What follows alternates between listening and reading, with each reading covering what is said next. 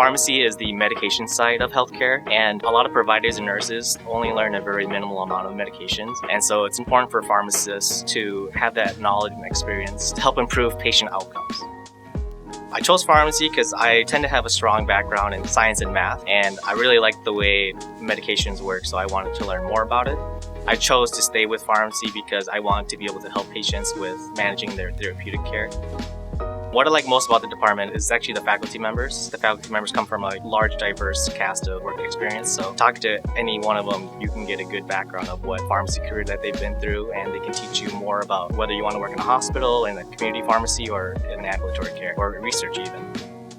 NDSU has challenged me with the amount of knowledge and experience that I need to have, and I believe that the hard work that I put in with this program and with the NDSU has made me a better person and to be a better pharmacist for the future.